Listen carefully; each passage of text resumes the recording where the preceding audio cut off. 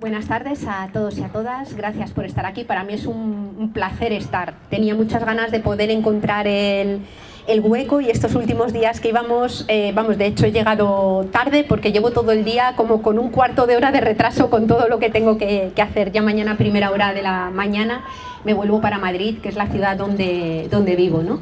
Y quiero agradecer a Salvador la invitación, la organización y también el habernos reencontrado. Yo también recuerdo el momento aquel en Valdivia cuando nos conocimos en la Universidad Austral, ¿no? Bueno, yo lo que querría compartir es algunas reflexiones con vosotros y vosotras desde esa perspectiva ecofeminista sobre el momento que estamos viviendo, en el plano un poco más global, ¿no?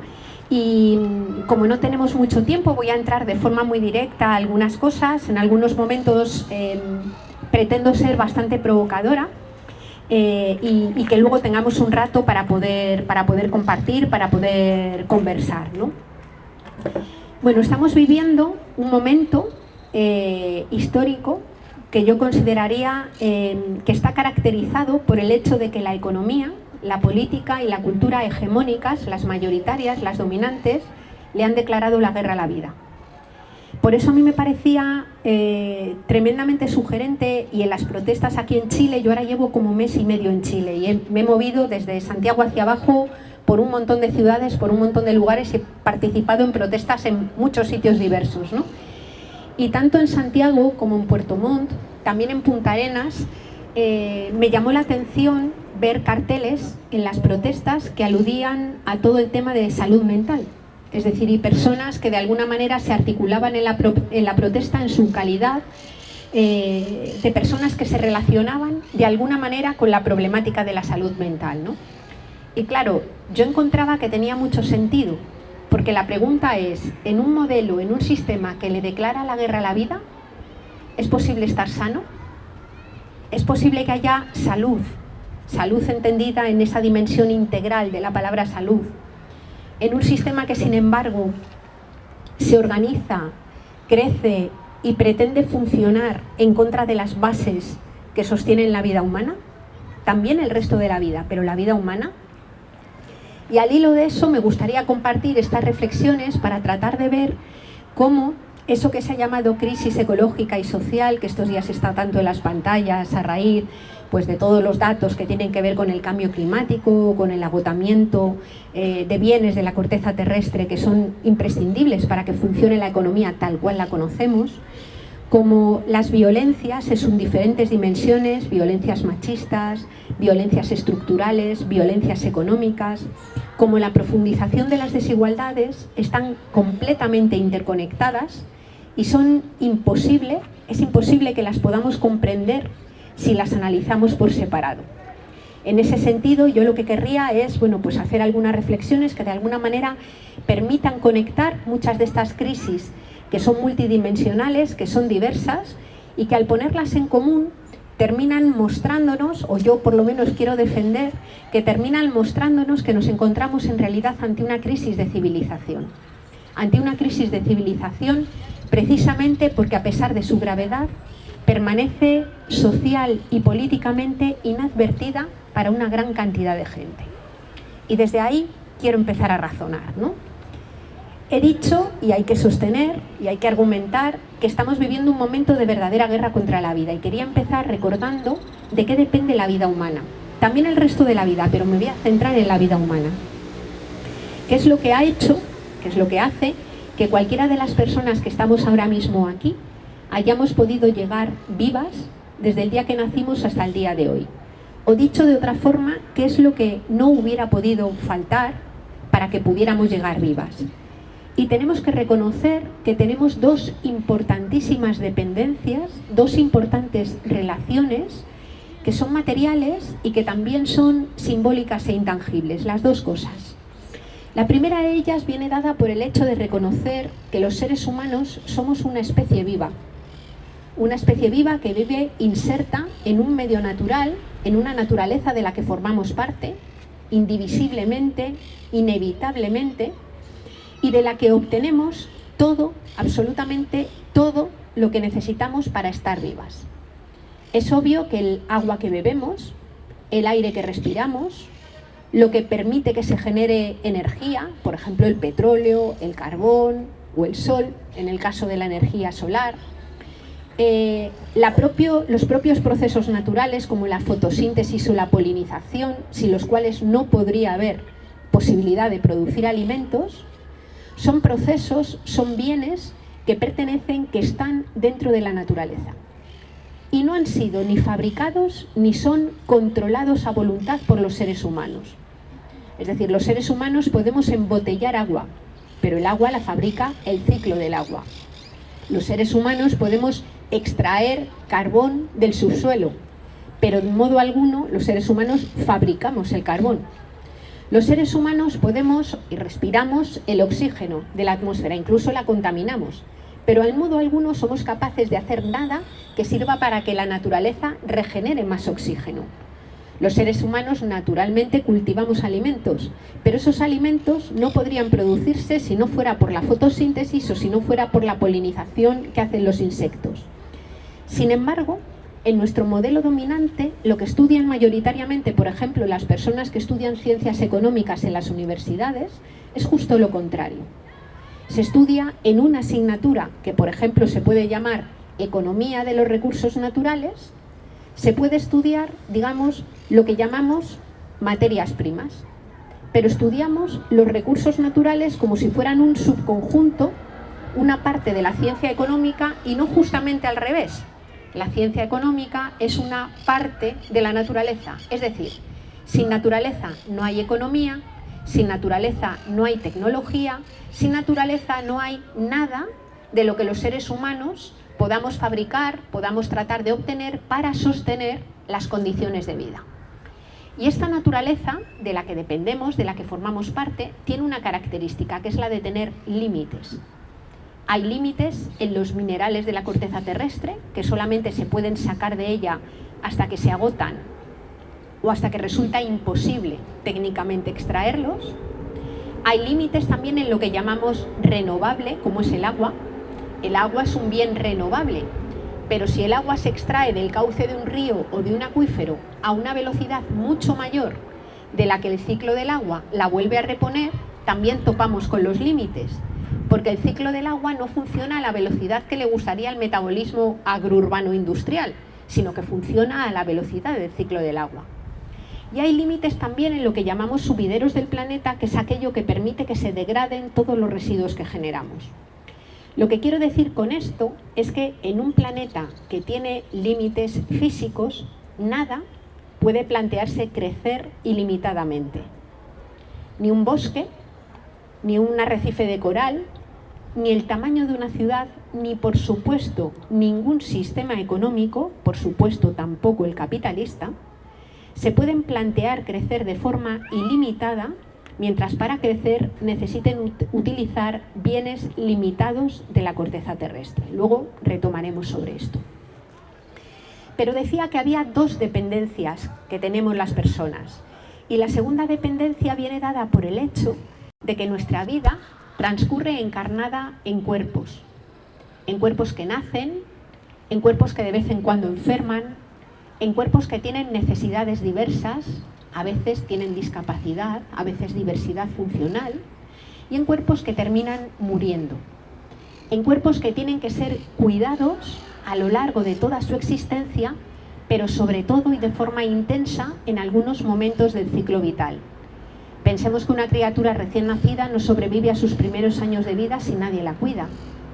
O pensemos, por ejemplo, en personas mayores, personas que llegan a ser muy viejas, que no pueden levantarse de la cama o volverse a acostar o prepararse por ellas mismas los alimentos o salir a la calle o asearse, si no es porque hay de nuevo otras personas, normalmente de otras generaciones, que vuelven a dedicar tiempo de trabajo para que esa persona, en un momento de la vida especialmente vulnerable, pueda sobrevivir cotidianamente. Pensemos en un momento de enfermedad, y ni siquiera una enfermedad muy grave, que nos rompamos una pierna y tengamos que estar 6 semanas con una escayola o con algo para estar inmovilizadas. De nuevo, volvemos a necesitar que haya otras personas alrededor que nos ayuden a hacer las cosas más básicas. O pensemos, por ejemplo, en la diversidad funcional, que hace que haya personas que para que puedan mantener una vida digna a lo largo del tiempo necesitarán ese acompañamiento a lo largo de toda la vida. Lo que quiero decir es que el mundo no se divide entre personas completamente autónomas que no necesitan a nadie y personas que son dependientes, como si tuvieran algún tipo de patología, sino que todas las personas somos interdependientes. Todas las personas necesitamos cuidados a lo largo de toda la vida y de forma particular en algunos momentos del ciclo vital. Sin recibir esos cuidados que permiten que los cuerpos, y hablo de los cuerpos para llamar la atención sobre la materialidad, sobre la inevitabilidad de esos cuidados, sin esos cuidados es imposible que la vida se pueda sostener. Pues bien, lo que sucede es que a lo largo de la historia y prácticamente en casi todos los lugares, quienes mayoritariamente se han ocupado del cuidado de los cuerpos vulnerables han sido y son mujeres.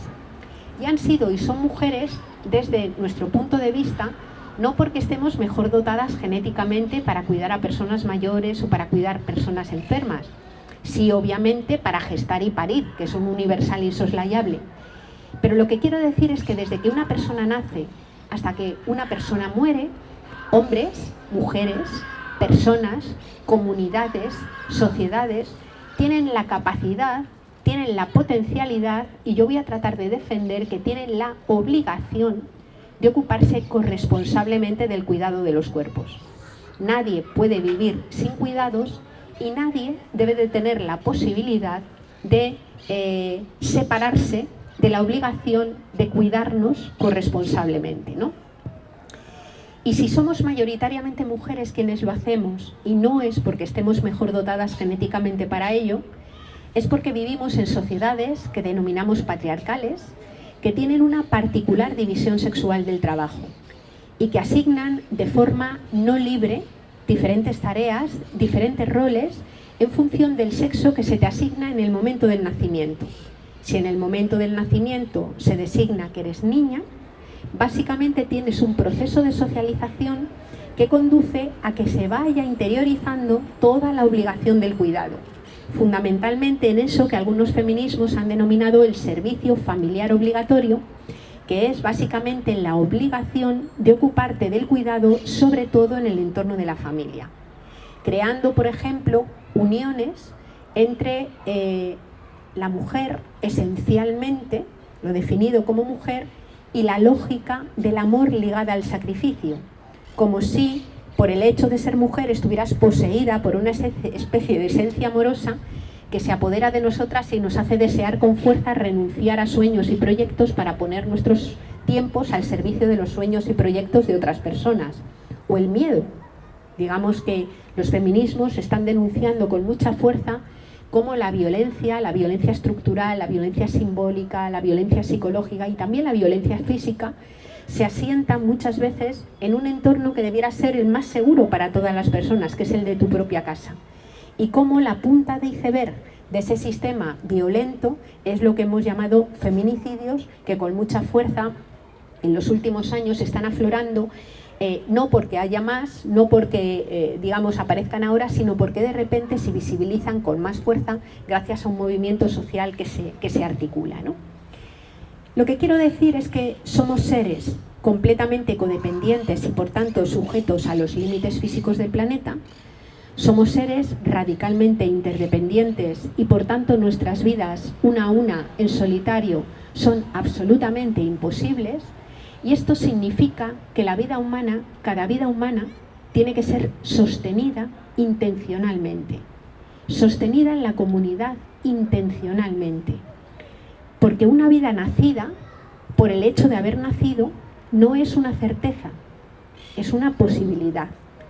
Y lo que hace que esa vida posible se transforme en una vida cierta es que se dé en un entorno que permita garantizar que se reciben los cuidados necesarios y adecuados para cada momento del ciclo vital a los cuerpos diversos y en una sociedad que interactúa con la naturaleza para, a partir de sus bienes fondo, fabricar, obtener todos los bienes y servicios que necesitamos para estar vivos y vivas.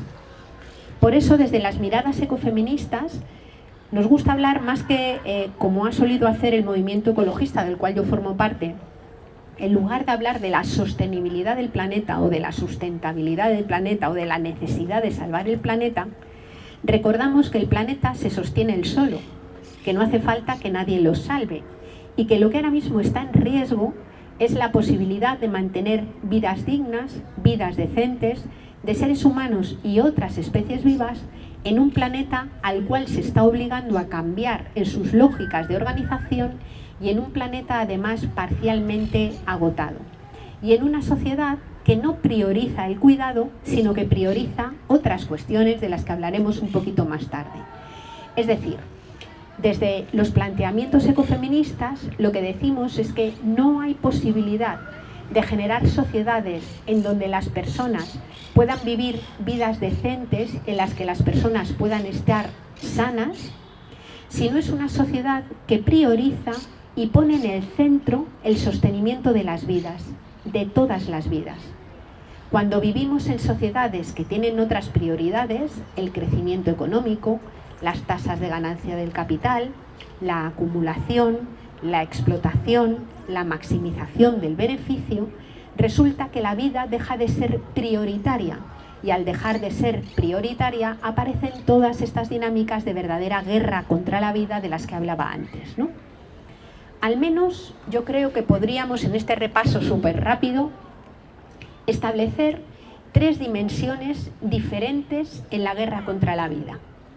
Hablamos en primer lugar de una guerra como las guerras que hemos conocido siempre, que son guerras por los recursos, que son guerras entre las personas para apoderarse de recursos.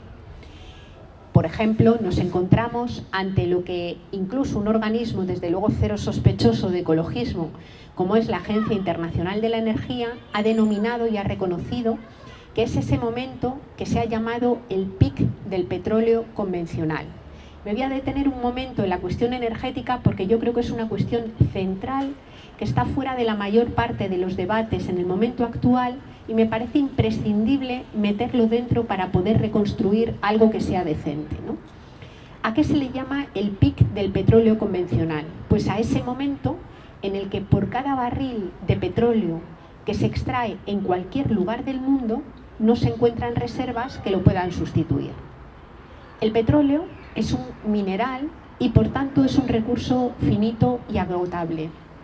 Se empezó a extraer en cantidades intensas a finales del siglo XIX, aproximadamente 1870, 1890, pero se ha extraído de forma generalizada y brutal durante sobre todo los primeros 70 años del siglo XX. En concreto, desde los años 50 hasta los años 70 u 80, se ha producido una intensa cantidad de extracción de petróleo.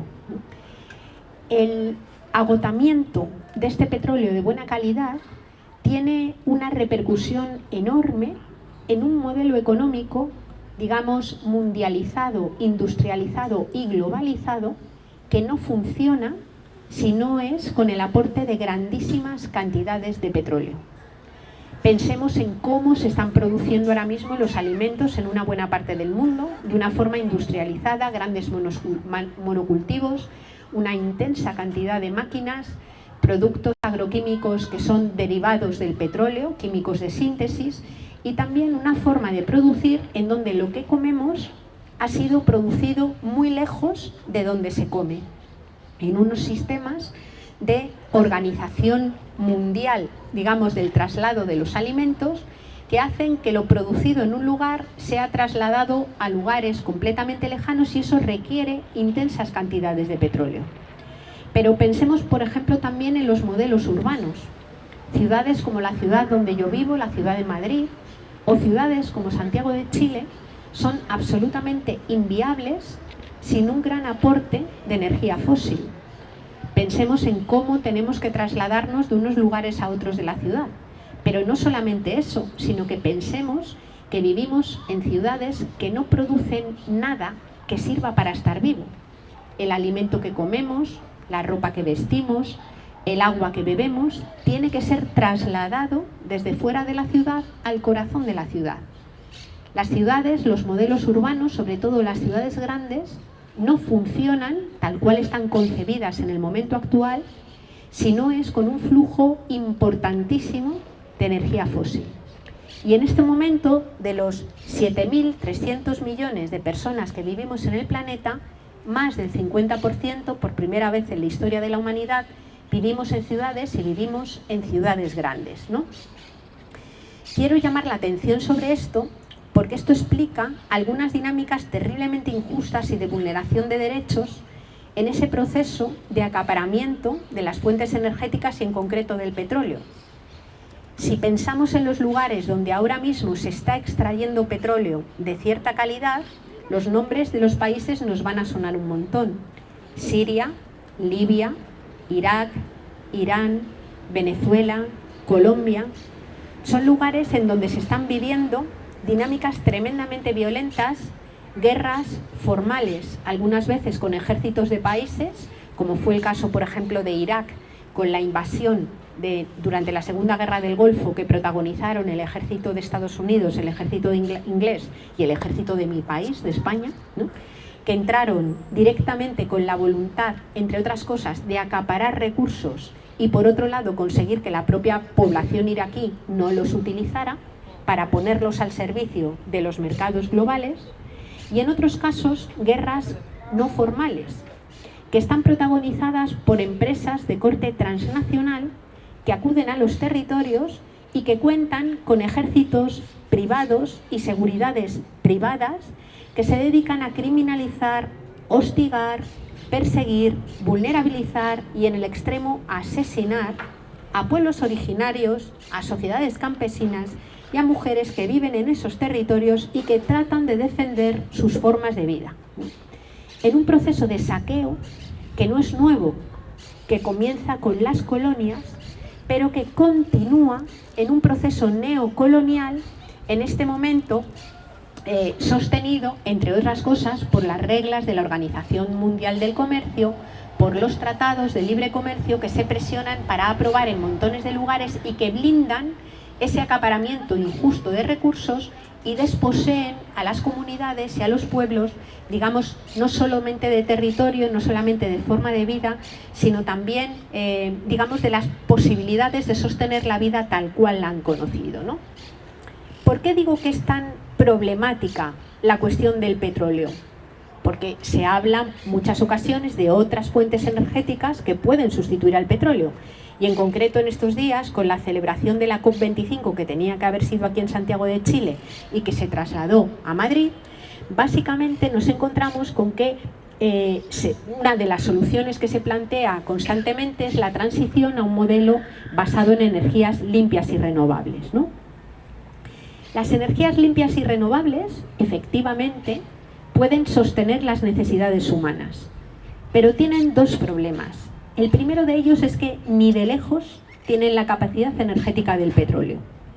Hablamos de un concepto que es la tasa de retorno energético. La tasa de retorno energético es la cantidad de energía que yo obtengo en función de lo que invierto, porque es obvio que para poder generar energía hace falta gastar energía. Para poder sacar el petróleo del suelo, como poco hace falta una máquina que haga el agujero en el suelo, descienda al yacimiento y desde ahí lo saque. Por tanto, la tasa de retorno energético lo que nos da cuenta es de cuánta energía obtengo en función de la que invierto. El petróleo de alta calidad, que sirvió para montar el sistema industrializado y globalizado que conocemos y que se plantea como si fuera una especie de verdad única y un modelo ante el cual no hay alternativa, falsamente, era un petróleo que tenía una altísima tasa de retorno. Hablábamos de una tasa de retorno entre 100 y 120, es decir, yo invertía un barril de petróleo en montar el complejo extractivo y a cambio se podían obtener 100 barriles de petróleo. No hay ni una sola fuente energética que tenga esas tasas de retorno. Un parque eólico colocado en un muy buen lugar de viento tiene tasas de retorno máximas de 30, es decir, invierto el equivalente a un barril de petróleo en fabricar, en construir el parque eólico y su infraestructura necesaria, y a cambio obtengo el equivalente a 30 barriles de petróleo, que está lejos de los 100 o 120 que se obtenían en los años 70, en los años 80, ¿no? Si hablamos de la solar térmica, que es la energía solar que sirve para calentar el agua, estamos hablando de una tasa de retorno de 10. De la solar fotovoltaica estamos hablando de una tasa de retorno de 15. Si hablamos de los mal llamados biocombustibles, en realidad cultivos energéticos que acaparan territorio y sustituyen alimentos por la posibilidad de generar energía que va directa a alimentar los coches de los países enriquecidos, estamos hablando de tasas de retorno que oscilan entre 0,8, es decir, se pierde más energía de la que se obtiene, y 1,2, que viene a ser lo comido por lo servido. Lo que quiero decir con esto es que estamos lejos de poder sustituir con las fuentes limpias y renovables lo que hasta ahora ha sido capaz de hacer el petróleo. Eso no quiere decir que las personas no podamos vivir con energías limpias y renovables de una forma justa, sino que el modelo de producción y consumo, la escala y la forma de sostener la economía que consideramos actualmente como la única, es imposible de mantener con esas fuentes energéticas. Pero además hay un segundo problema, y es que para poder fabricar placas solares, para poder fabricar aerogeneradores, hacen falta otros minerales. Minerales como el litio, como el platino, como el cobre, como esos minerales que se llaman tierras raras. Minerales que también tienen límites y que o han alcanzado o están próximos a alcanzar sus picos de extracción, ¿no? Lo que nos encontramos entonces es que cuando la industria nos dice lo que quiere hacer con los minerales y vemos lo que nos dice la comunidad científica que queda en términos de reservas, las cuentas no salen. Por un lado, se pretende utilizar el cobre, el litio, el platino para transitar a un modelo basado en renovables. Por otra parte, se pretende sustituir el coche de motor de combustión por coche eléctrico, que no se fabrica de la nada, requiere esos minerales. Por otro lado, lo que nos dicen es que se va a ampliar y profundizar la economía digital. Pero claro, ordenadores, pantallas, celulares, cableados, servidores, tampoco se fabrican de la nada, requieren esos mismos minerales. Y por otro lado, dice el foro de Davos, el poder económico, que estamos ante una inevitable cuarta revolución industrial en la cual se va a robotizar la economía y los robots, las máquinas, van a sustituir a las personas en los puestos de trabajo. Pero los robots, las máquinas, también requieren minerales. Desde mi punto de vista, es muy importante que asambleas, cabildos, cualquier espacio donde se organice gente debata sobre todo esto. Porque cuando dejamos la organización de esos minerales finitos, de esas fuentes energéticas finitas, a empresas, a gobiernos o a poderes que no tienen como principal prioridad la satisfacción de las necesidades para todas las personas, sino crecimiento económico, al final lo que hacemos es poco a poco ir socavando el mismo hoyo en el que estamos metidas. De tal modo que incluso lo que a veces se llama economía verde puede transformarse, y a ser provocadora, en algo que podría ser denominado simplemente ecofascismo. Y es que se avance hacia economías verdes, pero que solamente son viables para unas pocas personas que terminan acaparando recursos, bienes que son finitos y que son absolutamente imprescindibles para poder construir la vida alternativa para todos y todas. Por eso me parece que el debate sobre los minerales y sobre la energía no se le puede dejar a ingenieros e ingenieras, no se le puede dejar a personas expertas, no se le puede dejar a gobiernos que vienen demostrándonos desde hace un montón de tiempo que su prioridad no somos las personas. No se le puede dejar a gobiernos que establecen que hay zonas de sacrificio en las cuales viven personas cuyas vidas importan menos, cuyos territorios se pueden destruir. No se le puede dejar a personas que ya han decidido que hay vidas desahuciadas, que hay personas directamente que no están amparadas por las preocupaciones de esos mismos marcos y gobiernos, ¿no? En la misma línea tenemos todo lo relacionado con el cambio climático. El cambio climático no es más que la alteración, el cambio en las reglas del juego que organizan todo lo vivo. es el cambio en los ciclos de reproducción de las plantas, es el cambio en los ritmos en los que, por ejemplo, algunos pollos eclosionan de sus huevos y no se encuentran con las larvas de las que se tienen que alimentar, es el cambio en los regímenes de lluvia, es la desertificación brutal de algunas zonas y, sin embargo, la proliferación de eventos climáticos extremos en otras, es, digamos, la proliferación de olas de calor que afectan sobre todo a las personas más vulnerabilizadas, personas viejas, personas más pequeñas. Es decir, es una serie de cambios que obviamente afectan a los seres humanos como seres integrantes de esa biosfera y afectan además de forma terriblemente desigual. Estos días en la COP oficial se escuchaba decir: el cambio climático no tiene ideología, el cambio climático no tiene contenido político, todas las personas estamos afectadas. Por supuesto que el cambio climático no tiene ideología. Por supuesto que la acumulación de CO2 en la atmósfera no tiene ideología, pero las consecuencias del cambio climático son tremendamente diferentes en función de tu clase, en función, digamos, de dónde vivas, en función de tu procedencia, en función de la edad. Son radicalmente diferentes esas consecuencias y son también radicalmente diferentes las responsabilidades en la generación del cambio climático.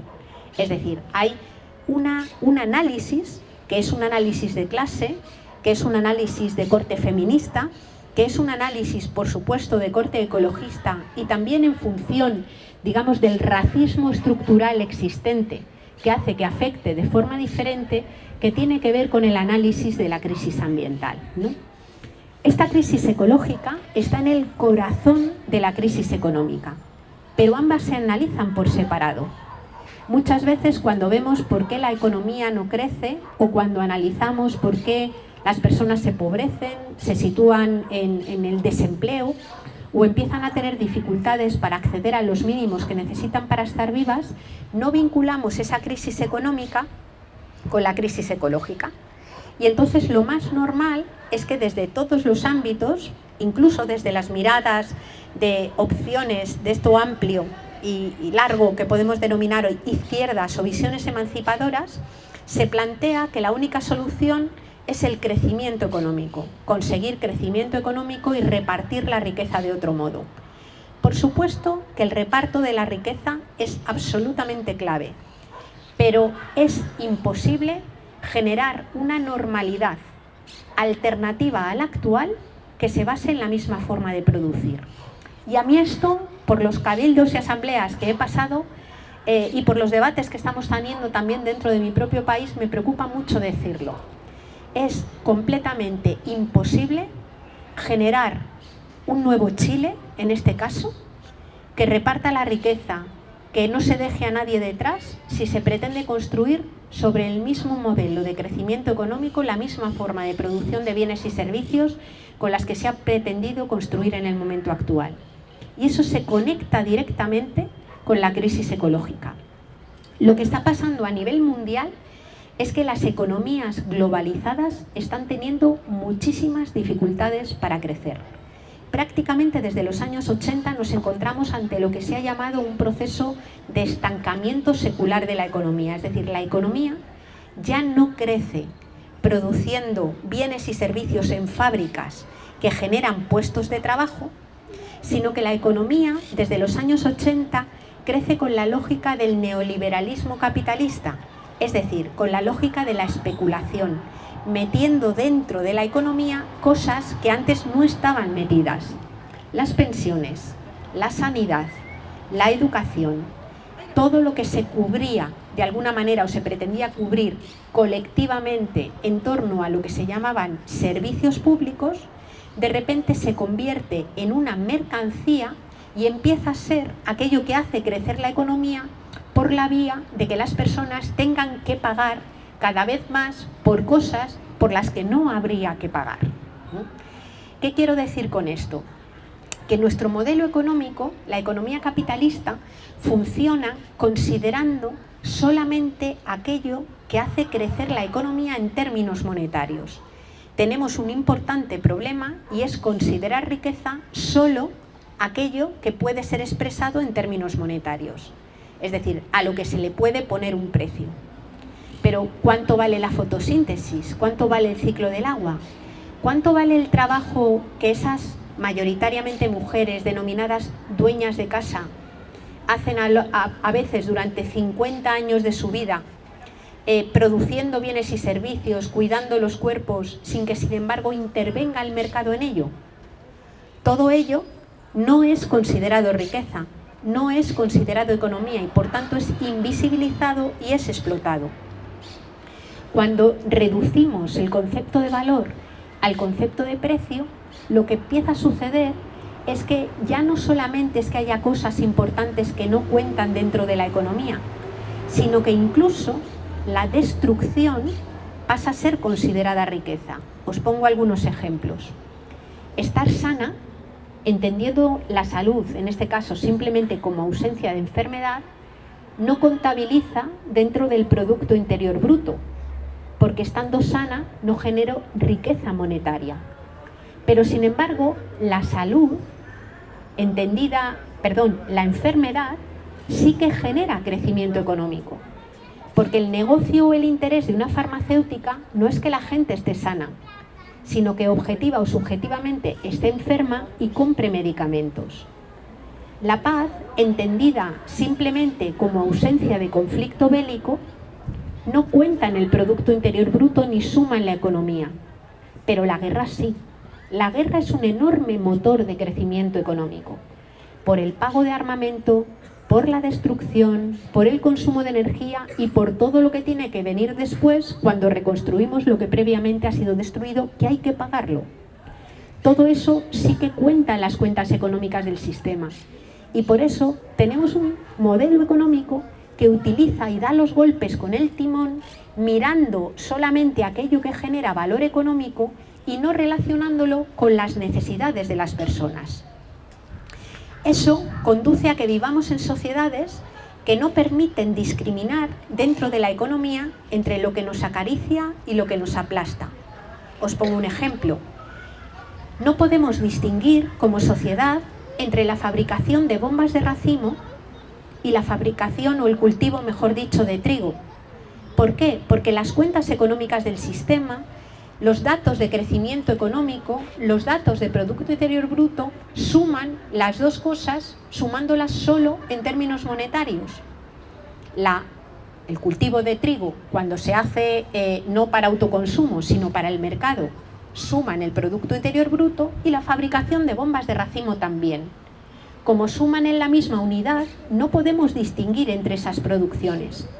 Sin embargo, si pensáramos la producción desde el punto de vista de las necesidades humanas, nos encontraríamos con una situación bien diferente.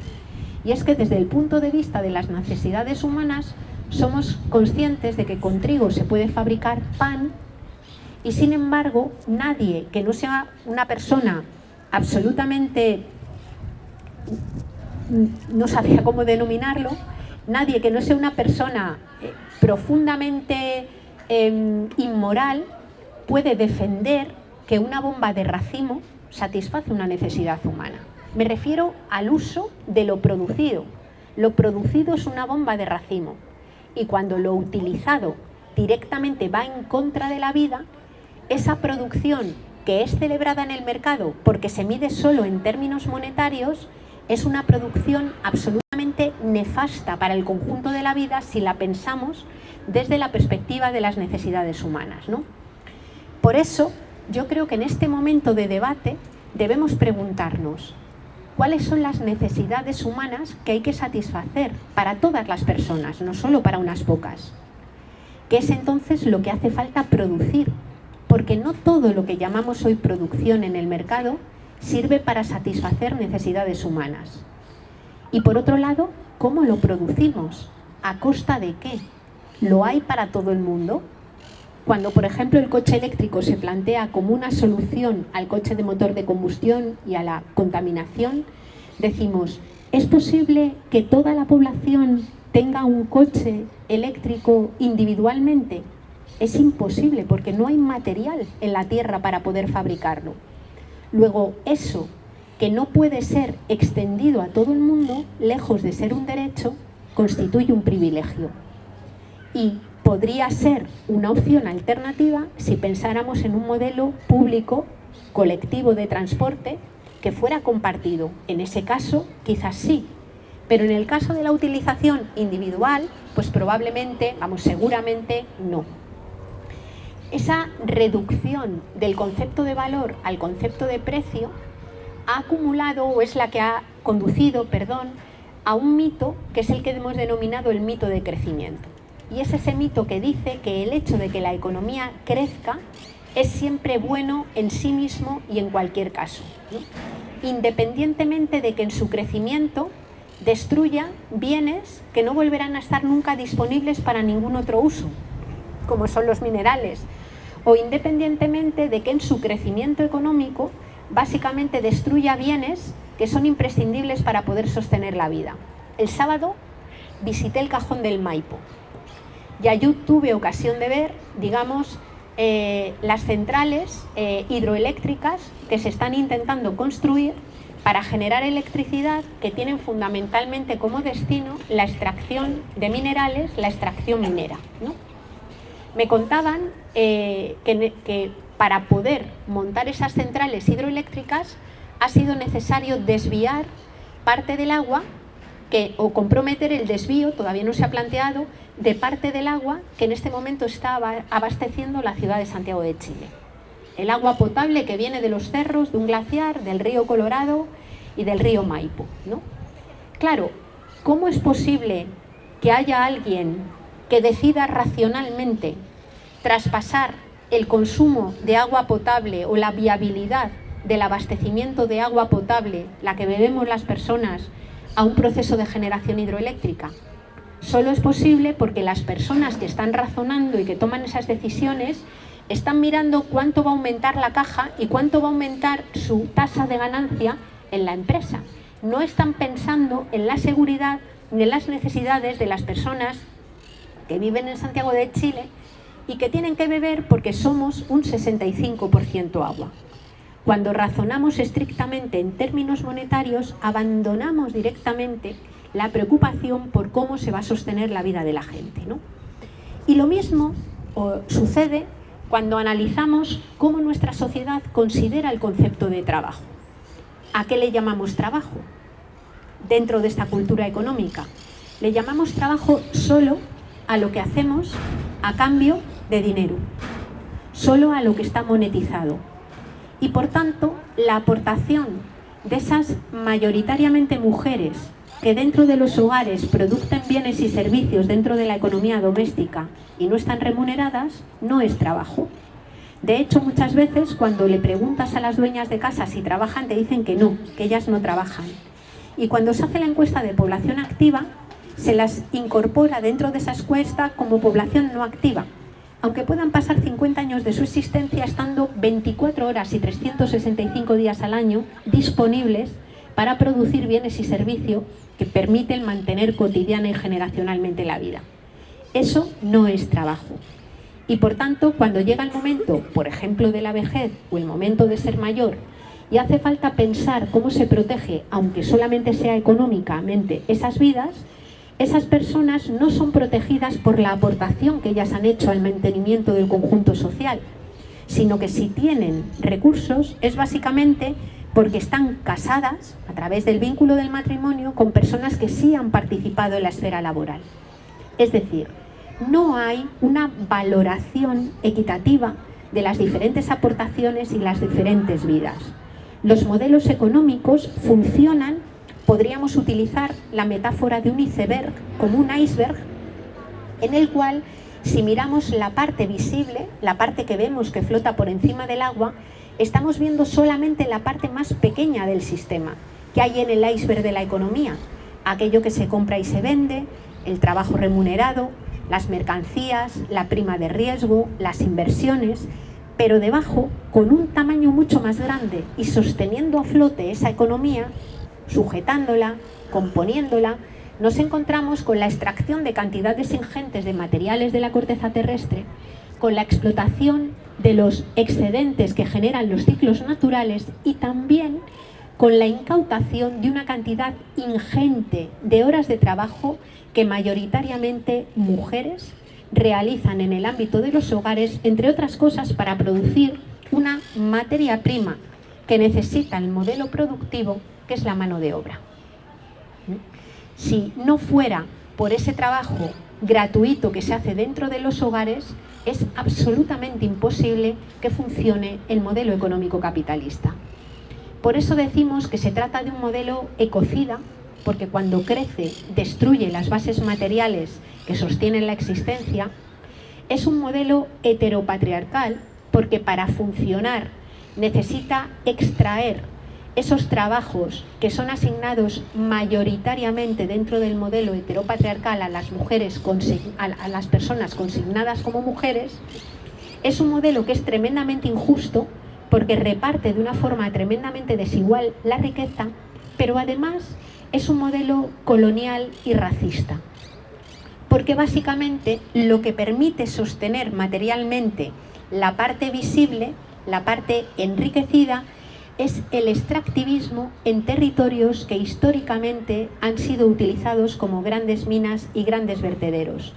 Y no solamente en términos materiales, de minerales, de energía, de materias primas, de alimentos, de pesca, sino que si ahora mismo pintáramos aquí el mapa del mundo y trazáramos las flechas, por ejemplo, de los viajes que hacen las materias primas en el mundo, nos daríamos cuenta que son las mismas flechas de procedencia de los viajes que hacen hoy muchas, mayoritariamente mujeres, que viajan a otros lugares para trabajar en esto que se denomina el empleo doméstico, residencias de mayores, internas, cuidando, digamos, el trabajo de la vida. Lo que quiero decir con esto es que si la valla que rodea, por ejemplo, la Europa rica, además de no dejar entrar personas migrantes, no dejará entrar energía, materiales, empleadas domésticas, alimentos, recursos pesqueros, las economías de los países denominados ricos no duraban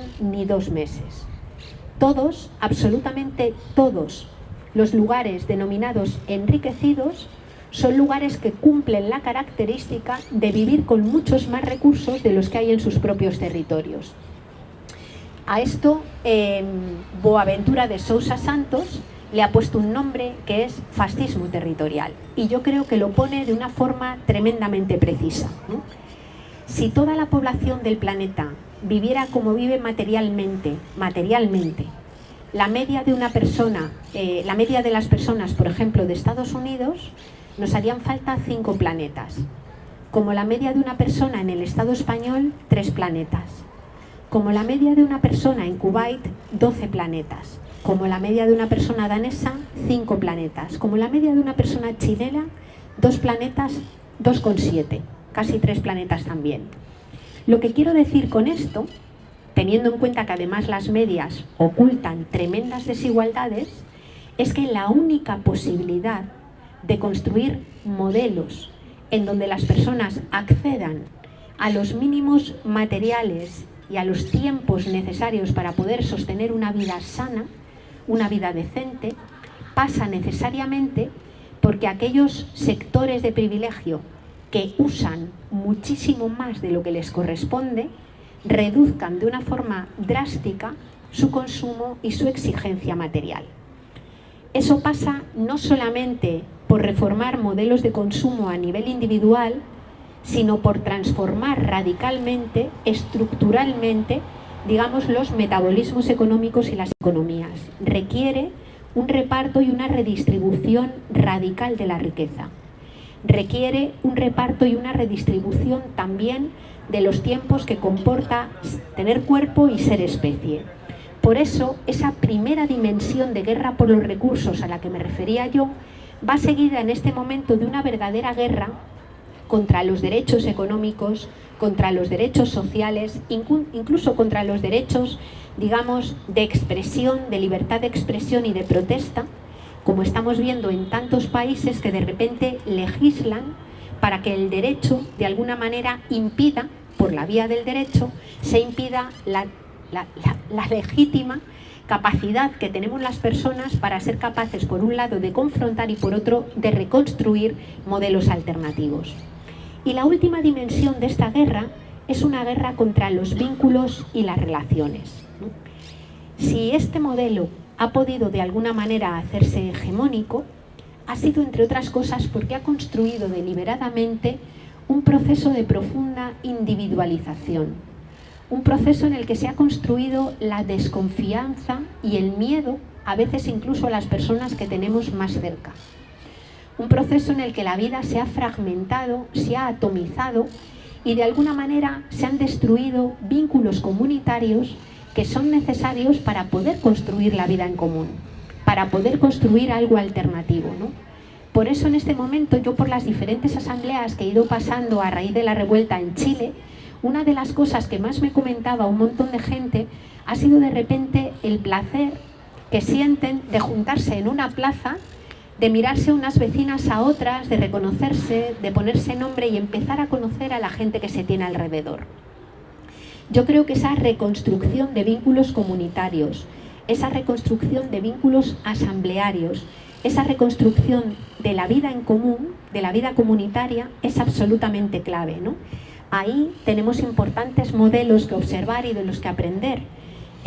La vida de los pueblos originarios, las cosmovisiones, digamos, de los pueblos indígenas, pero también, a mí en donde vivo, que no quedan, digamos, fueron arrasadas mucho antes esas cosmovisiones alternativas, muchas miradas de gente que se articula en barrios, muchas miradas comunitarias, por ejemplo, de sociedades campesinas, ¿no?, que todavía siguen existiendo y que construyen la vida en común. Desde mi punto de vista, eso es absolutamente clave. Y si eso está en peligro, si eso está siendo atacado, lo podemos ver de forma clara en cómo se criminaliza la solidaridad. Yo no sé si habéis ido siguiendo, por ejemplo, el hecho de que las personas que están rescatando migrantes que corren el riesgo de ahogarse, por ejemplo, en el Mediterráneo, son apresadas, en algunos casos son encarceladas y están siendo soltadas básicamente y liberadas básicamente porque hay un enorme movimiento social que está en contra del apresamiento, pero los gobiernos legislan en contra de la solidaridad. Legislan básicamente para impedir que nos comportemos como seres humanos. Y en ese sentido nos encontramos ante una guerra contra los vínculos y las relaciones. Desde un planteamiento ecofeminista, y no solamente los ecofeminismos, hay muchos otros movimientos que están trabajando y con los que dialogamos, necesitamos darle la vuelta al modelo que tenemos. Y eso requiere disputar la hegemonía económica, disputar la hegemonía política y disputar la hegemonía cultural. En la disputa de la hegemonía económica, la clave es romper esa idea de que no hay alternativa, que es lo que se repite machaconamente en todos los medios de comunicación, como si no hubiera otra forma de poder organizar la economía. No es cierto, y a través del tiempo, en cajones de universidades, en cajones también de ministerios, hay muchísimo trabajo hecho desde hace un montón de tiempo, digamos, sobre cómo componer un mix energético que sea alternativo, cómo componer modelos urbanos que estén descentralizados, que sean policéntricos y que no requieran esas intensas cantidades de energía ni la intensa cantidad de tiempo que hace falta para recorrer las diferentes dimensiones de la vida. Hay también estudios que avalan cómo poder producir alimentos de calidad cerca de donde vivimos y que implica también cambiar el sistema alimentario y aprender a consumir alimentos que sean de temporada, reducir de una forma drástica el consumo de proteína animal y de alguna manera articularnos para poder generar y ayudar a que se establezcan procesos alternativos en producción de alimentos en las franjas, también en las franjas periurbanas de las ciudades y en las propias ciudades. El movimiento que hay en el mundo, por ejemplo, de agricultura urbana es verdaderamente grande en este momento y lo podemos explorar. Hablamos también de las redes de economía social y solidaria que están creciendo enormemente en todo el mundo, es decir, muchas iniciativas que están invisibilizadas porque no están en el foco de las televisiones y de los grandes medios de comunicación, pero que en cuanto rascamos y buscamos fuentes alternativas nos pueden inspirar y nos pueden ayudar a organizarnos de otro modo. Hablamos también de la disputa de la hegemonía política, y yo no me refiero a quién gobierna. Ojo, a mí no me da igual quién gobierne, pero para mí la verdadera disputa de la hegemonía política es la que se está haciendo en las calles. Es la de reconstituirnos como sujetos que pueden articular poder popular y que son capaces de articularse y poner y hacer frente a modelos que se desangran llevándose la vida y no solamente confrontar, sino reconstruir formas alternativas de organizar la vida en lo local. Y me parece importante hacer y recuperar estos movimientos en lo local porque a partir de ahí experimentamos el éxito de hacer cosas en común y por tanto también somos capaces de saltar de escala y hacer otras cosas en el ámbito pues más del municipio, más de la región o más incluso a escala país, ¿no? Pero donde está la clave para mí es en la disputa de la hegemonía cultural. Es decir, si este modelo se ha hecho hegemónico no es solamente por apoderarse del poder político y el poder económico, sino sobre todo por haberse apoderado de la forma en la que pensamos las personas. El capitalismo neoliberal en este momento fabrica subjetividades y fabrica una idea de bienestar, una idea de vida buena, una idea de crecimiento económico, una idea de libertad que le es profundamente funcional y que ha terminado asentando en las cabezas de la mayor parte de la gente una especie de lógica sacrificial. Todo merece la pena ser sacrificado con tal de que la economía crezca. La tierra, la vida, los derechos laborales, la salud, todo merece la pena ser sacrificado. Y yo creo que en esa disputa que nos lleva a reclamar que nosotras, las personas, las comunidades, no queremos vivir en zonas de sacrificio, no estamos dispuestas a ser sacrificadas para que la economía crezca, tenemos un importante trabajo. Hoy es el Día de los Derechos Humanos y quería, por tanto, terminar con una cosa que he compartido muchísimo, que yo aprendí de otras y le añadí algunas cosas por mi cuenta, y que es una reformulación del primer artículo de la Declaración de los Derechos Humanos. Si recordáis, ese primer artículo, hecho en 1948, en aquel momento se llamó Declaración de los Derechos del Hombre, casi, después ya afortunadamente fueron humanos, ¿no? Esa primera Declaración de los Derechos Humanos dice algo parecido a esto. Todos los seres humanos nacen libres e iguales en dignidad y derechos, y dotados como están de razón, deben vivir fraternalmente los unos con los otros. Pero si lo miráramos desde la perspectiva de la ecodependencia y la interdependencia, yo creo que esta declaración debiera decir algo parecido a esto. Todos los seres humanos nacemos vulnerables e indefensos en el seno de una madre. Y llegaremos a ser libres e iguales en dignidad y derechos siempre y cuando recibamos una cantidad enorme de atenciones, cuidados y conocimientos que deben de ser proporcionados por hombres y mujeres, personas de otras generaciones, en una tarea civilizatoria sin la cual nuestra vida no puede existir. En caso de recibirlos, llegaremos a estar dotados de razón que nos permita vivir fraternalmente los unos con los otros, conscientes de que habitamos un planeta que tiene límites físicos, que compartimos con el resto del mundo vivo y que estamos obligados a conservar. Como veis, es bastante más largo, pero yo creo que expresa en mayor medida la tarea política que tenemos por delante, que desde mi punto de vista es una tarea de amor, es una revolución de amor. Y no hablo del amor romántico o del amor moña, hablo de la radical consciencia de hacernos cargo unas personas de otras. El amor es un poder sin fuerza, pero un poder. Y yo por eso quiero terminar invitándoos a ejercerlo de la forma más esforzada, más radical y más apasionada que podamos. Muchas gracias.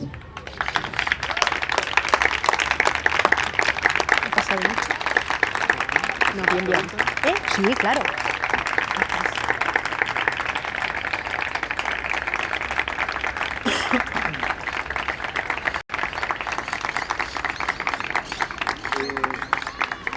¿Aló? Ya.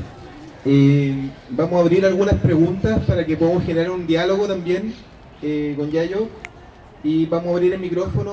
Se tienen que acercarse porque el otro micrófono no me está funcionando. ¿Aló? ¿Aló? Entonces, preguntas, aportes, reflexiones colectivas en torno a la exposición de la Yayo.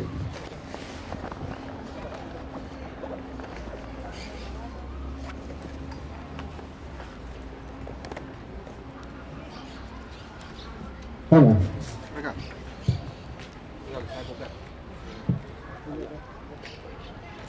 Yayo, Es una pregunta para mí muy complicada. No. A ver.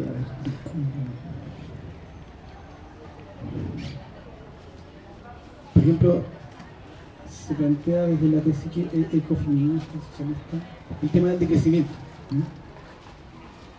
Y yo diría que en Chile el único partido que plantea eso es Ecologista Verde, que es un partido que con suerte no tiene un diputado. O sea, la verdad que todos los partidos de izquierda, el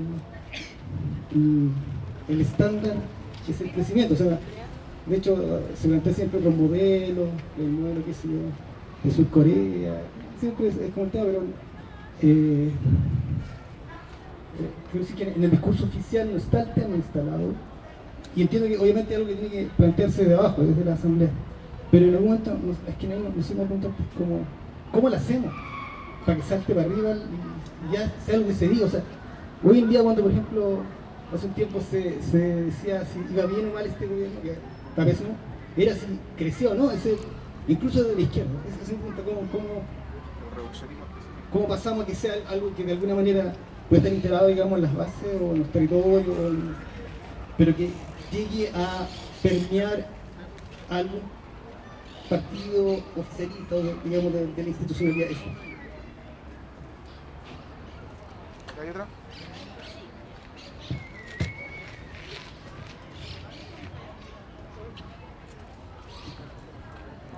Ahí, ya. Yo tenía una pregunta muy en la línea de él, porque también creo que, como tú bien decías, reformular la forma de consumo y el metabolismo del sistema implica quizás pensar en decrecer más que crecer. Y en eso entonces yo me abro la pregunta, bueno, entonces, ¿cómo organizamos el trabajo en sí mismo? Pienso también esto porque creo que la crisis ambiental es también una crisis multidimensional y que ocurre de forma simultánea con procesos como la automatización. Entonces pienso que en esta gran crisis, donde quizás haya mucha gente que no tenga empleo, ¿cómo podemos pensar nuevas formas de organizar el trabajo? Trabajo tanto productivo como reproductivo.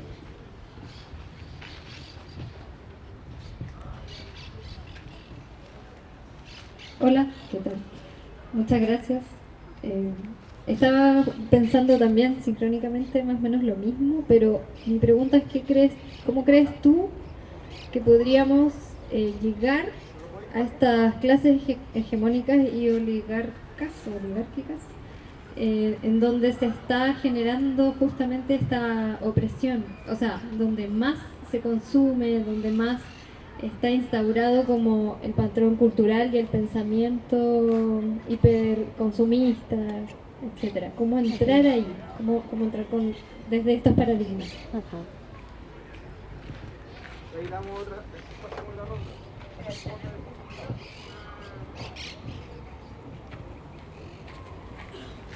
Pasemos otra ronda. Vale. Bueno, la cuestión del decrecimiento, ¿no?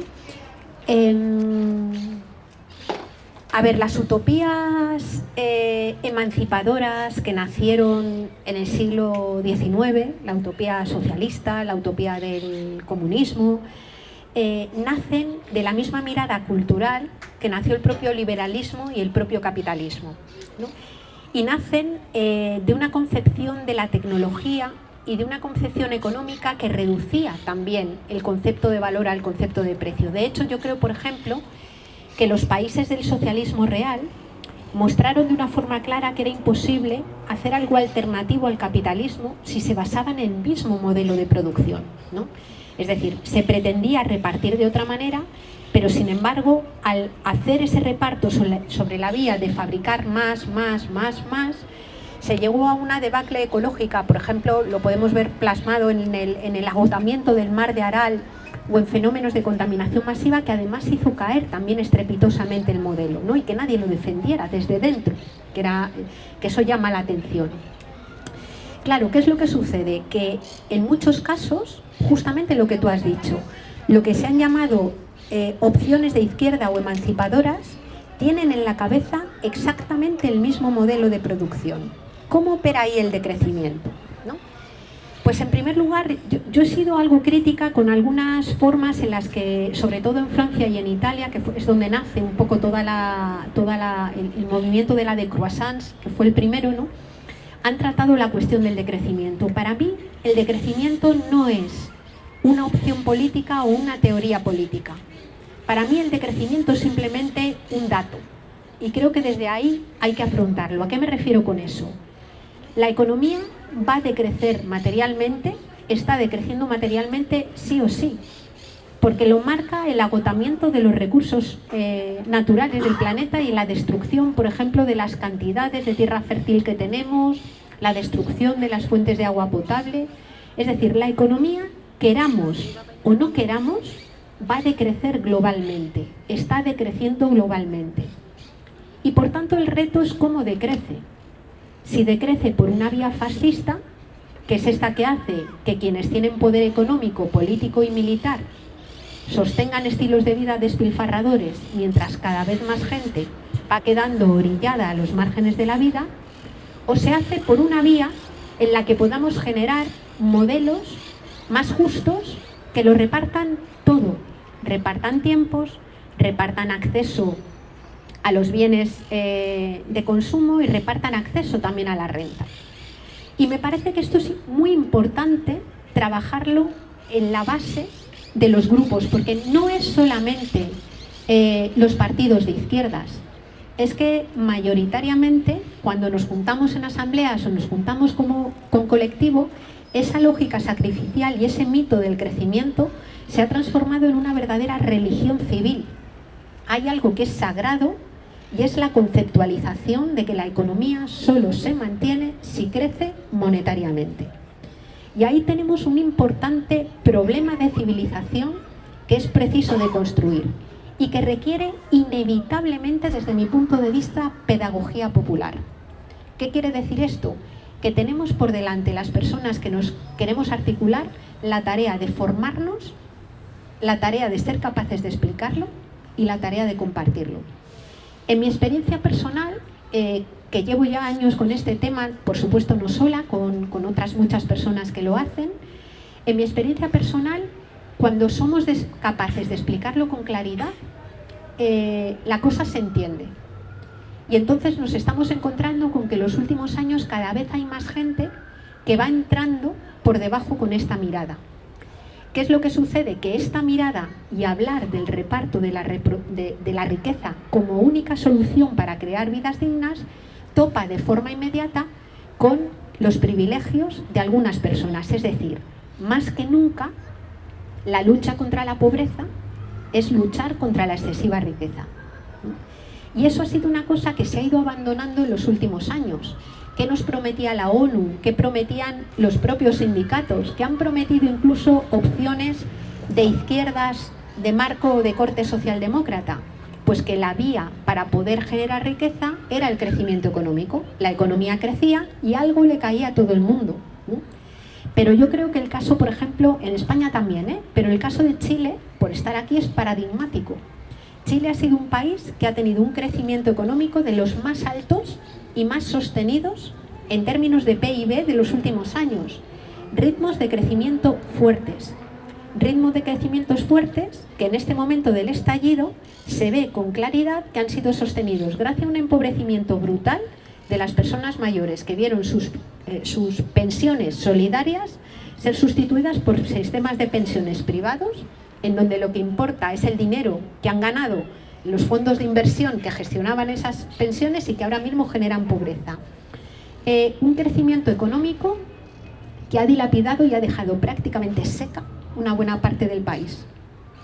Un crecimiento económico que está basado en una extracción y en un saqueo permanente. Ayer, cuando iba viendo los monocultivos de palta y me contaban que los monocultivos de palta van directamente a la exportación, ojo, que son cosas que pasan en mi país exactamente igual, de la misma manera. En mi país todo el crecimiento económico se pivotó sobre la construcción y la especulación urbanística.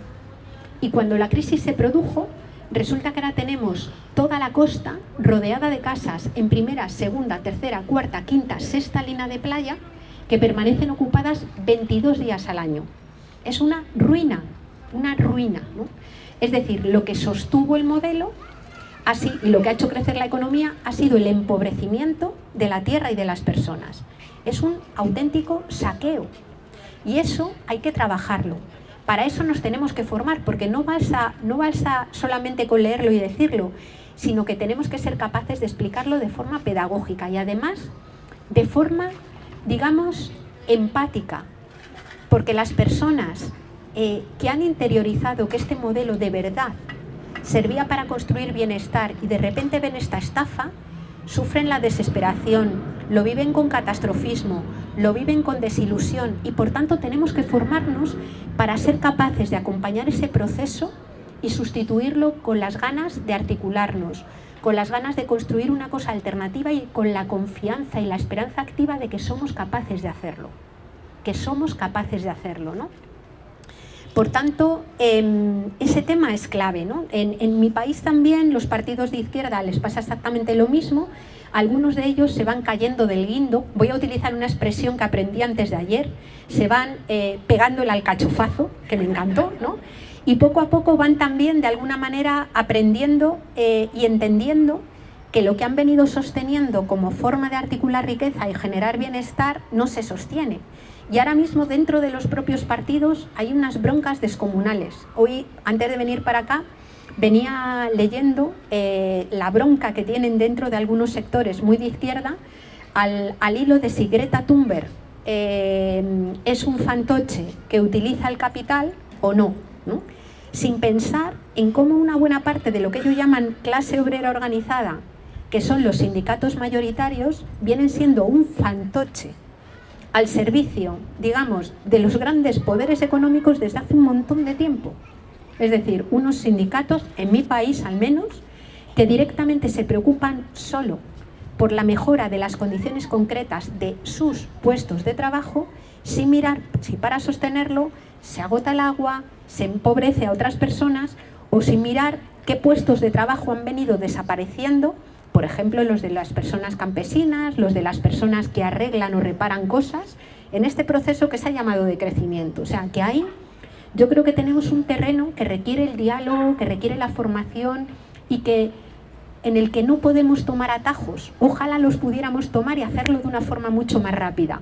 Pero necesitamos ese proceso de formación y de autoformación que nos permite llegar a otros lugares, compartir con otras personas y cambiar esa dinámica, ¿no?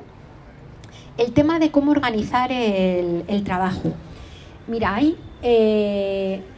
yo sigo bastante el trabajo que están haciendo, y perdonad que sea tan autorreferente con cosas que pasan en mi territorio, ¿no? Que están haciendo algunos sindicatos vascos que desde hace algún tiempo han empezado todo el debate de cómo reconfigurar todo el modelo de trabajo cuando eres consciente de que estamos en una situación de extralimitación ecológica. Ellos y ellas hablan sobre todo de reducir la jornada laboral, inevitablemente reducir de forma importante la jornada laboral, ¿no? Y hablan de reducir la jornada laboral sin merma de los salarios.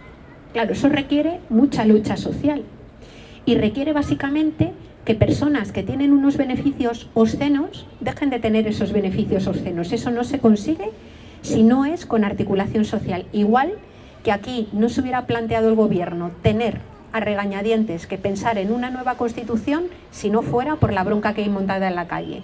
O sea, nunca a la sociedad civil, a la gente normal, se le ha regalado nada si no fuera con articulación. De hecho, hasta el voto para las mujeres requería una importantísima articulación de décadas para conseguir una cosa que ahora mismo nos parece tan evidente, pero que tengamos en cuenta que en algunos países, como por ejemplo Suiza, no llegó hasta los años 70, que parece que ha estado ahí siempre y no es cierto, ¿no? Es decir, sin articulación social, sin organización, no hay posibilidad, en mi opinión, de poder garantizar ninguna de esas cosas. Y luego, dentro de los modelos de trabajo, yo creo que hay que abrir los debates que ya se están abriendo en montones de lugares sobre lo que se llama la renta básica universal. Creo que es un debate importante a tener en cuenta. Es decir, si vamos a necesitar desvincular que las personas puedan comer, que puedan tener una vivienda y que puedan acceder a las cosas básicas, de la posibilidad de hacer crecer la economía, la renta básica, es decir, el derecho que las personas tengan en especie o en moneda, digamos, acceso a una renta por el hecho de ser personas que les permita garantizar la satisfacción de las necesidades mínimas es un debate que hay que tener. Yo no sé si ese debate existe en Chile, pero por ejemplo en Europa, en muchos países de Europa, es un debate que se viene produciendo desde hace tiempo, ¿no? Y los cálculos y las articulaciones de cómo poder sostener una renta básica universal cada vez van estando más abiertos y forman parte de todos estos debates. Yo creo que ese debate es también importante y también hay que abrirlo, ¿no? Y luego, cuando hablamos de redistribución y de reorganización, necesitamos hacer políticas o pensar en políticas no solamente en torno a las rentas, sino también al territorio y a los tiempos de las personas, para poder repartir el trabajo reproductivo, para que el trabajo reproductivo no recaiga solo mayoritariamente sobre mujeres y se generen crisis como es la crisis de reproducción social o de cuidados, aparte de una tremenda injusticia, y ese tiempo de trabajo pueda de alguna manera ser repartido entre el conjunto social. Yo creo que si recuperamos, por ejemplo, lecturas y prácticas que emanan de la economía feminista, que emanan de la economía ecológica y de la economía social y solidaria, podemos recuperar todo un cuerpo de propuesta, todo un cuerpo que nos permite pensar en cómo rearticular esa vida en común, ¿no? ¿Y cómo llegar a las clases oligárquicas? Bueno, yo soy una persona tremendamente partidaria de la pedagogía social y del diálogo. Y creo que hay que intentarlo constantemente. Ahora bien, tampoco soy ingenua. Y hay personas que voluntariamente no quieren renunciar a sus privilegios. Y a esas personas hay que ver cómo organizarse para que los pierdan. Y no hay otra. Y no hay otra. Lo digo porque a mí me encantaría tener una solución que pensara que sin conflicto es posible resolver los grandes problemas estructurales, pero de verdad que no creo que exista. Y eso no quiere decir que el conflicto tenga que ser un conflicto violento o tenga que ser un conflicto con una lógica, digamos, con la que nos sintamos incómodas. Eso teniendo bien claro que el modelo se defiende, que el modelo hegemónico se defiende y es violento. Y no hay más que ver la cantidad de gente que ha perdido sus ojos en este momento en el que estamos aquí, ¿no?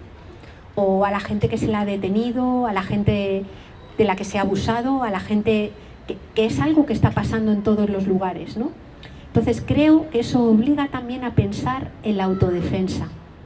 Y la autodefensa no me estoy refiriendo, ojo, a una autodefensa armada, pero creo que las personas tenemos que pensar en cómo defendernos de unos poderes económicos y políticos que no están dispuestos a que las cosas cambien o a perder privilegios fácilmente. Y eso también pasa por la articulación comunitaria y también pasa por ver cómo organizarnos y cómo avanzar sin dejar personas atrás. Yo creo que cada lugar, cada colectivo tiene que pensar ahí en sus propias estrategias, ¿no? A mí, por poner una referencia, me resulta tremendamente sugerente todo lo que ha pasado en el Kurdistán y en la organización del confederalismo democrático en los lugares del Kurdistán, por pensar en un sitio donde las circunstancias son terriblemente hostiles y donde a partir del ecologismo, del feminismo, de ese confederalismo democrático y de la autodefensa se ha sido capaz de poner alternativas en marcha en lugares que están azotados por una violencia atroz, la violencia del fundamentalismo islámico, pero también la del ejército turco, también la del ejército sirio, ¿no? Y sin embargo 4 millones de personas se han estado articulando en esa lógica y repensando la vida en común. Creo que tenemos muchas referencias que no pueden ser transportadas a un lugar matemáticamente y de forma acrítica, pero que nos permiten pensar, que nos permiten explorar cómo otra gente está haciendo para poder reconstruir esa vida en común.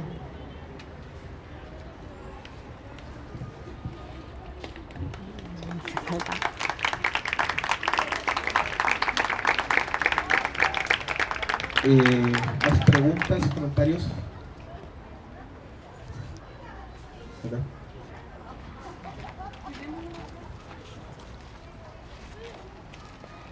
Bueno, primero muchas gracias por estar acá, ha sido muy... me gustaría saber si existe una perspectiva de organización que incluya directamente el tipo de ecosistema que hay en los lugares donde se habitan. Si tú conoces alguno, porque yo me imagino que el tipo de desarrollo que hay, aquí que Chile es súper claro, los sistemas ecológicos del norte son súper distintos a los del sur. Por lo tanto, los tipos de desarrollo necesariamente tienen que ser distintos. Bueno, desde ahí mi perspectiva es que Chile no debería ser un país tal como es, sino que debería por lo menos tener lugares federados donde donde existan este concepto que es de ecorregión, donde en base al sistema ecológico que hay en cada lugar se deberían tomar ciertas decisiones. Entonces quiero saber si tú conoces algún tipo de sistema de desarrollo que se maneje de esa forma. Yo me he acercado a la permacultura, yo no sé si la ubicas, que creo que es una opción. Y eso, y si también dentro de esas formas existe la perspectiva de los pueblos originarios de esos sectores, donde yo me imagino que entienden bien cómo se maneja, o sea, cómo funcionan los distintos ecosistemas. Eso.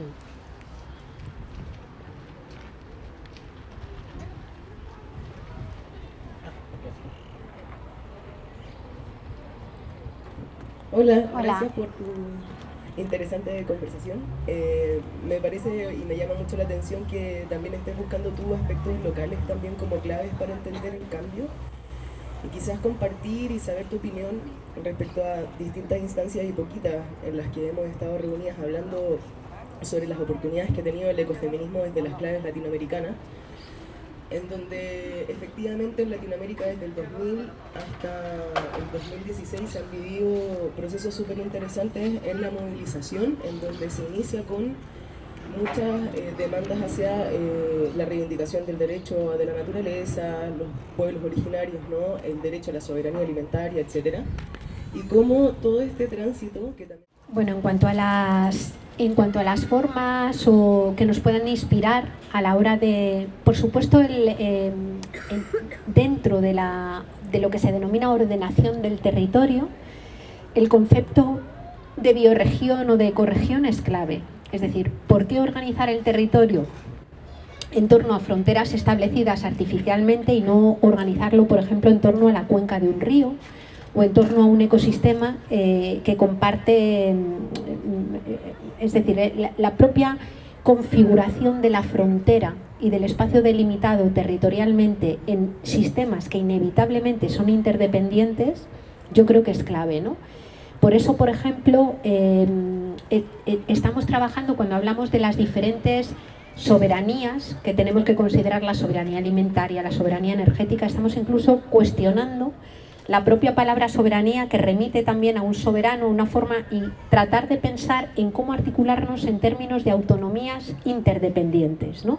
Que yo creo que es un asunto clave a pensar. Miradas que puedan ser interesantes. La permacultura, por supuesto, lo es. Para mí la agroecología es absolutamente crucial, es decir, esa forma de producir alimentos que no desvincula de la producción la propia relación entre las personas, y no solamente la relación entre las personas que están produciendo alimentos y viven en el territorio, sino las personas que lo consumen, ¿no? Yo creo que en este momento las cooperativas de consumo que ligan a personas productoras con personas consumidoras son absolutamente claves y plantean una mirada radicalmente distinta, por ejemplo, sobre una cuestión básica que es el cómo nos alimentamos, ¿no? Yo creo que es un elemento central. Pero en general me parece que mirar la organización de la economía desde la perspectiva, a mí me inspiró mucho la primera vez que leí sobre lo que se llamaba biomímesis, que era básicamente la posibilidad de pensar el modelo productivo, se decía, imitando las formas de organización de la naturaleza, no por mística, no por una cuestión puramente esotérica, sino básicamente porque la naturaleza, nuestro mundo, la biosfera, Gaia, lleva funcionando así desde hace miles de años, ¿no? Y eso implica pensar en organizaciones de la economía que sean solares, es decir, que dependan fundamentalmente de la energía del sol en sus diferentes manifestaciones, que sean cíclicas. La cuestión del cierre de los ciclos es completamente central, y es del cierre de los ciclos, no solamente de los ciclos de materiales, sino pensar en el respeto de la sucesión, por ejemplo, del día y la noche, de los ciclos de las estaciones, incluso de los propios ciclos de los cuerpos. Las mujeres lo miramos y lo planteamos muchas veces cuando miramos, y todos los cuerpos tienen ciclos, pero cuando ves un poco la menstruación, ese ciclo que se produce, lo vives también en tu propio cuerpo de una forma intensa, ¿no? Los ciclos, los límites y todo lo que tiene que ver con la diversidad como un elemento básico para poder articular una economía alternativa, ¿no? Hay bastante escrito sobre el tema de biomímesis y sobre la circularidad. En realidad sería más bien el carácter espiral de los modelos económicos para poder organizarse. Pero en concreto tienen que ser modelos económicos en la cual la economía no se piense al margen del territorio y al margen de las personas. Yo creo que eso es absolutamente clave, ¿no? Y la parte buena es que tenemos un montón de experiencias que podemos mirar. Cuando miramos, por ejemplo, experiencias de ciudades en transición, de proyectos agroecológicos, de formas de organizar esa vida en común, yo creo que hay muchas. Y en América Latina la proliferación de proyectos y de formas alternativas de hacer las cosas es brutal. Es decir, tú, por ejemplo, cuando piensas en el MST, el Movimiento Sin Tierra de Brasil, nos estamos encontrando con una fórmula de organización a la hora de producir alimentos, con las tomas de los territorios, que es completamente integral y que ha servido de experiencia, por ejemplo, para configurar lo que ha sido la vía campesina, el movimiento de la vía campesina y todo el movimiento, o sea, el movimiento occidental que permite llegar a la agroecología es un movimiento que le debe mucho al MST y al Movimiento Sin Tierra de Brasil, ¿no? O sea que ahí tenemos experiencias para mirar, ¿no? Yo me siento completamente deudora, absolutamente deudora de los ecofeminismos, incluso muchos de ellos que no se quieren denominar ecofeminismos, más bien feminismos territoriales o comunitarios, sobre todo Latinoamérica, pero también de África y de algunas zonas de Asia, ¿no? Y digo que me siento muy deudora porque la primera colonización que se produce es la propia colonización de las culturas occidentales hace ya un montón de tiempo, ¿no? Y entonces descolonizar los imaginarios, aparte de una reivindicación absolutamente legítima, histórica, de los lugares que han sido utilizados como minas y vertederos, que han sido explotados, de los lugares que han sido colonizados, requiere también una decolonización, una descolonización de las propias personas que nos articulamos para crear algo alternativo en las sociedades occidentales, ¿no? A mí el pensamiento de mujeres como Silvia Rivera Cusicanqui o de colectivos como los que han hecho las cartografías del territorio y de los cuerpos, o la red de mujeres latinoamericanas contra el extractivismo y el patriarcado, me han obligado a mirar la propia racista que yo tenía dentro, hace ya tiempo, ¿no? Me han obligado a deconstruirme a mí y a revisar mis propios privilegios como activista urbana, blanca, de un país occidental. Me han obligado a mirar racismos que yo antes no veía, como por ejemplo los que se producen en mi territorio contra las personas gitanas, que llega un momento que los naturalizas completamente.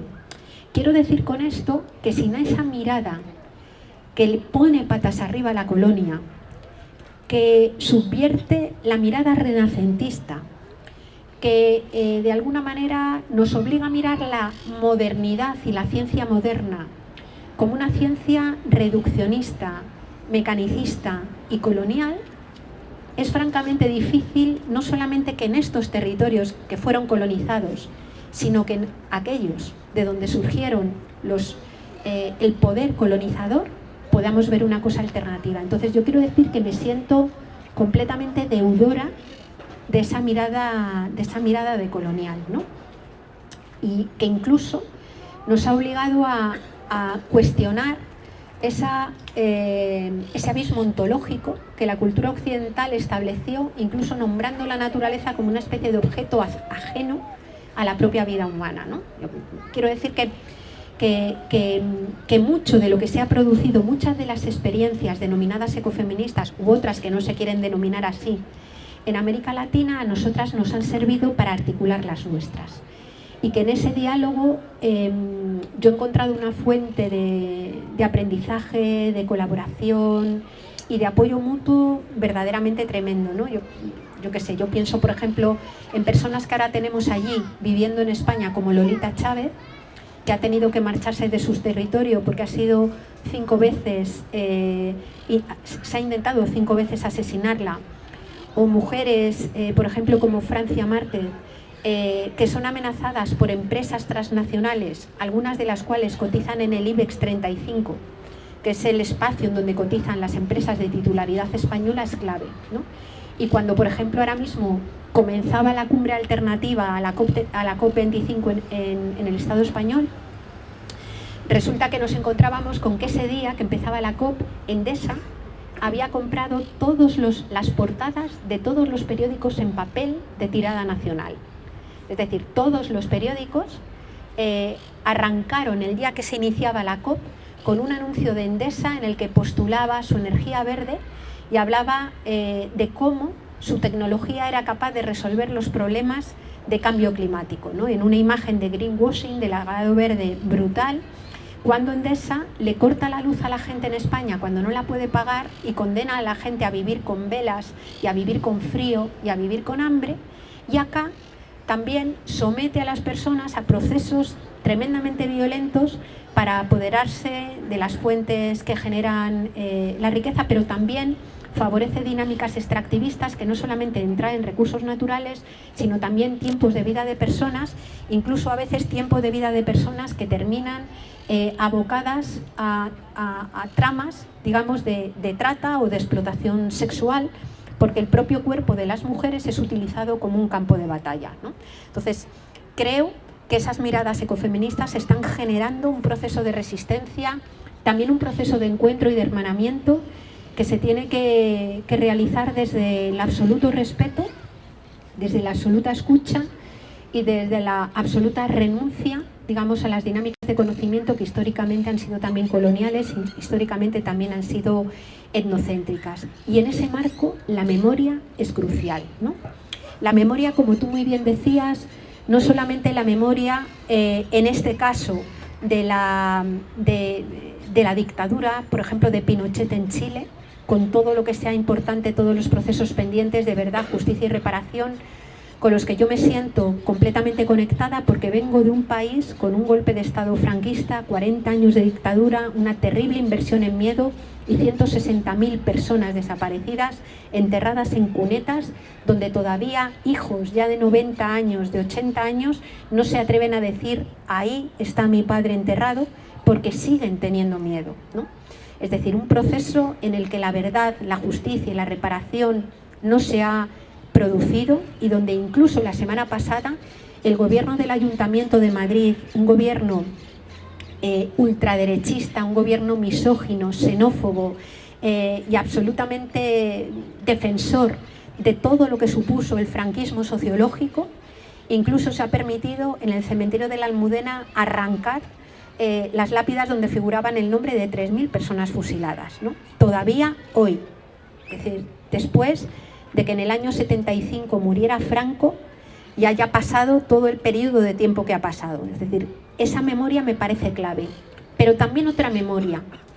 La memoria, por ejemplo, que reside en las semillas, ¿no? Las semillas son verdadero depósito de memoria biológica y son semillas que están siendo comercializadas, que están siendo certificadas en procesos de biopiratería, donde se arranca un conocimiento que reside muchas veces en pueblos campesinos o en pueblos originarios y se patenta la propia estructura del ADN al servicio de grandes empresas transnacionales, ¿no?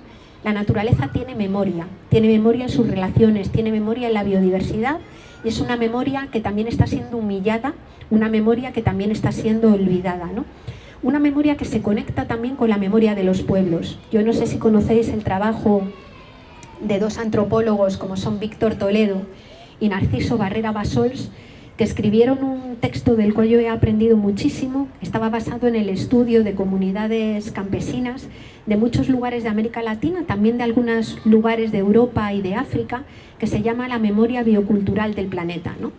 Y en ese libro se contaba, es decir, a partir del trabajo empírico que ellos hicieron, lo que se constataba es que hay una correlación entre aquellos lugares en donde todavía existe un mayor número de lenguas habladas y aquellos lugares en donde hay mayor biodiversidad biológica. Los desarrollados son pueblos que olvidan las relaciones entre las personas y su importancia, que olvidan las relaciones con la naturaleza, que olvidan las formas de producir bienes y servicios de una forma armónica, que olvidan de dónde vienen, de la tierra, que olvidan de dónde vienen, de los cuerpos, de las relaciones comunitarias, y hay pueblos que recuerdan.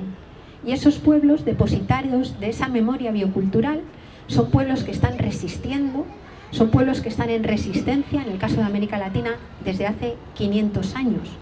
Por eso, desde mi punto de vista, mirar esto nos tiene que llenar también de fuerza y de esperanza, porque cuando se habla a veces del colapso ecológico, y se decía alguna gente, es que nos queda muy poco tiempo, es el fin del mundo. Yo me acuerdo siempre de una machi mapuche que conocí, que se reía y decía, a nosotros el fin del mundo nos llegó hace 500 años y ahí seguimos resistiendo, ¿no?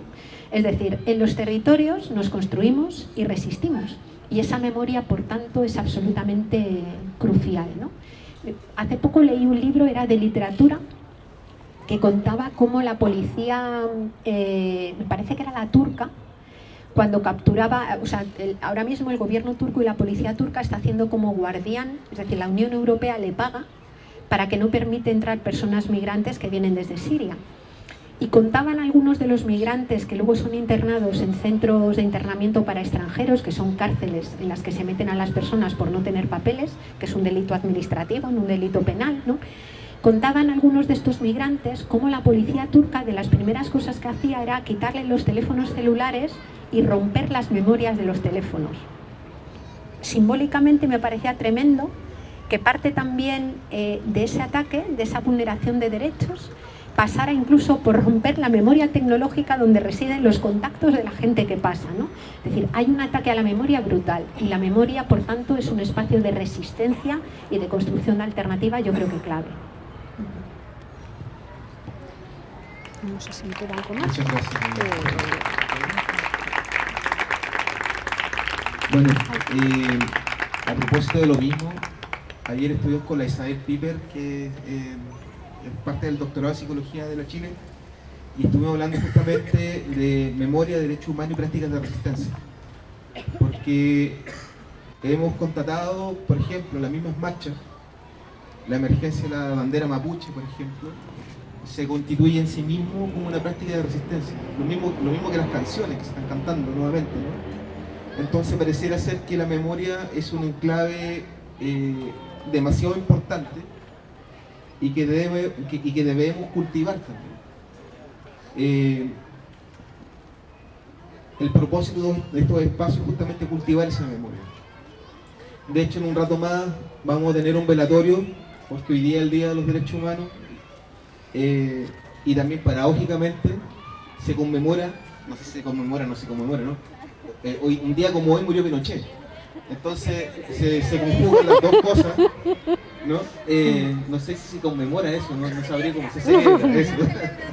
¿Ya? Entonces vamos a hacer una actividad, pero también a propósito de la importancia del cuidarnos y de ir tejiendo redes comunitarias y de ir generando germen, ¿no? Germen de organización y de cultura de resistencia. También tenemos el Matetún, que los compañeros están esperando para empezar a trabajarlo, ¿ya? Entonces, quiero cerrar agradeciéndote porque nos deja una lectura mucho más profunda de lo que está sucediendo, pero al mismo tiempo nos deja semillas de memoria para seguir construyendo y para seguir avanzando. Y eso es esperanza. Necesitamos esperanza. Necesitamos canalizar nuestros corazones con esperanza para poder sembrar un futuro posible. Entonces, muchas gracias por eso. Una cosita nada más. Se me olvidó decir que cara al tema de la configuración o repensar las constituciones, yo creo que es importante primero revisar constituciones en el mundo y sobre todo hacerse una pregunta previa, ¿no? Es decir, ¿cómo queremos articular la vida en común? ¿Y cómo queremos articular la vida en común en un planeta que tiene límites físicos y están translimitados, y en un planeta en el que en este momento las relaciones humanas que permiten garantizar la vida están escondidas. Y planteo esto porque casi cualquier texto constitucional empieza planteando una serie de propósitos generales. Por ejemplo, la Constitución española habla de seguridad, habla de propiedad y habla de libertad. Esas tres cosas juntas. Pero no define ni trabaja qué concepto de seguridad es el que queremos. Y claro, seguridad, propiedad y libertad termina constituyendo esencialmente un modelo neoliberal. Por tanto, la pregunta de cómo queremos organizar y qué tipo de vida queremos tener creo que es clave, ¿no?